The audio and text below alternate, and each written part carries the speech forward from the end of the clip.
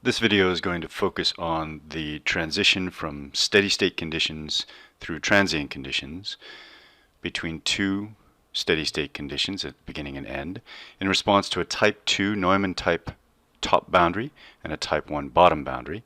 And we're also going to look at the flux into and out of the column through time. We have a 100 centimeter long vertical column.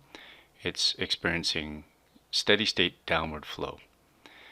The initial condition here is going to be that the pressure head at the top of the column is 0 centimeters and at the bottom is 100 centimeters. And we saw this before. That was a hydrostatic condition. So we can imagine that we have no water that's pouring into the column to begin with. And then at some time we're going to change the condition so that we have a transition to a new steady state. This new condition has a higher pressure head at the top of the column, and overall this is driving downward flow.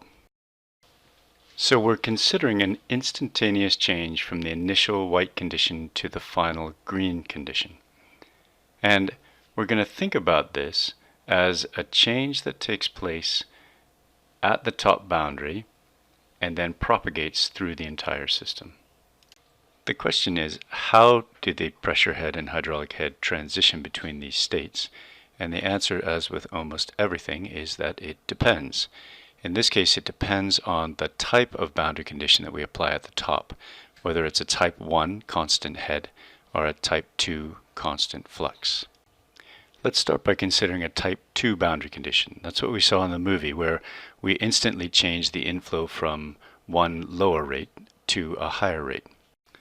The key is, how do we translate this physical boundary change, the changing of the rate that water is being applied, into something that makes sense in terms of the flow equation, so something that makes sense in terms of hydraulic head. And here we have to recognize that the constant flow or the defined flow boundary condition is really a defined gradient in the hydraulic head. If we know K and we know the gradient, then through Darcy's law we know the flow. Or if we know the flow and we know K, we know the gradient.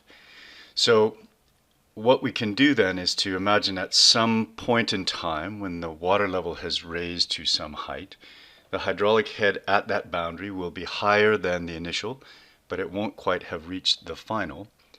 And what we know at that point is that the gradient coming into the domain is the same as the final gradient, because we have instantly changed to that flow in. So this is where we start. We start drawing this line with the gradient that is equal to the final, and then it has to transition until it is the same as the initial. So in other words, beneath some depth, the column won't yet have experienced the change that was applied on the top boundary. So this is this transient region where we have the final condition established at the top in terms of the gradient, if not the head, and we have this smooth transition to the initial condition beneath some point. Let's break this down in some detail. Up near the top boundary, we have the incoming flux, the gradient that's applied at the boundary, and then at some depth we can imagine that the gradient has decreased because it's continually decreasing towards the initial gradient, in our case 0 vertical gradient. So if we look right at that location where we have that change in slope, then we can imagine that if the K is the same, we must have more flow coming into the medium at that height than we have going out of the medium at that height. So from the flow equation then, if we have a divergence of the flux, more flux in than flow out, we must have a change in storage, and in this case an increase in storage. This continues throughout the column with ever decreasing gradient until we reach the bottom of the column where we are at the initial gradient. Looking at this depth, remember we have more flow coming in than we have going out at that time. So more water is going into storage, and the way that's accommodated is that the pressure increases. Therefore the water density increases very slightly and the porosity increases. So we can imagine that at some later time that location would actually experience a higher pressure. Similar pressure increases occur throughout the profile, leading to this rightward shift in the head distribution. With increasing time, the head profile shifts further and further right until we establish the final steady state condition with the same gradient throughout the column. What we see then is at the top of the column, the gradient is constant through all time, but the pressure head, and the hydraulic head, is increasing through time. And this is exactly what we see when we add water at one rate to our soil body and then increase the flow rate. What's harder to see is that at the base of the column, while the pressure head and hydraulic head are staying the same due to the boundary condition that's applied, the gradient is increasing with time. So the flow rate is increasing from 0 to the final steady state flow rate. So what would we see if we plotted the flow into and out of the column as a function of time? At the top boundary it's fairly simple. It's the initial inflow rate until we change it to the new inflow rate. At the bottom it's a little bit more complicated. Remember, there's a time at which the bottom of the column hasn't felt any change from the change in the top boundary, so that outward flux would remain the same, and then it would slowly transition up to the final flux. The point at which the inflow and the outflow are equal is the time at which we've reached steady state, and the area between those two curves has units of length and is the length of change of storage of water that has occurred through the transient period. The last 8 minutes of this video is set up as quizzes, so you'll want to be ready to fast forward as necessary. Alright, the first quiz. If a new type 2 boundary condition is applied at the top boundary, what will remain constant and what will change during the transient period? Or you could say transient period. So this is really getting at the point of what does it mean to apply a type 1 or type 2 boundary condition. I'm kind of killing time as you think about the answer. So the most specific answer is that by defining a type 2 boundary condition, you're defining the gradient in the hydraulic head perpendicular to the boundary at every point at every time. What you do not define is the actual head value. So that head will change with time in whatever way is necessary to maintain or to establish the gradients that you impose.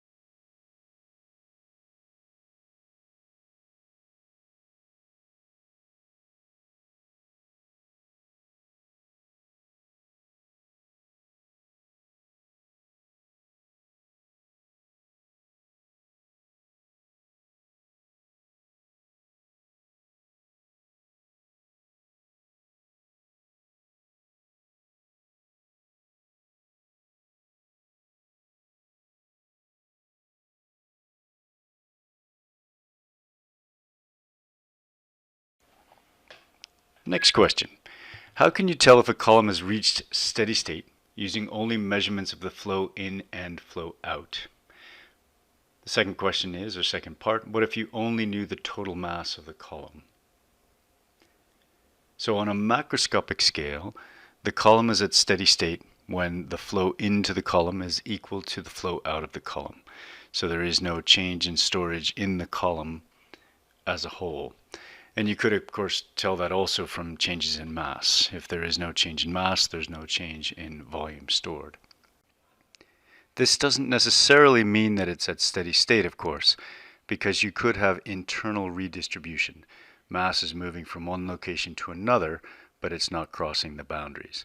The true definition of steady state is that there's no change in storage at any location with time.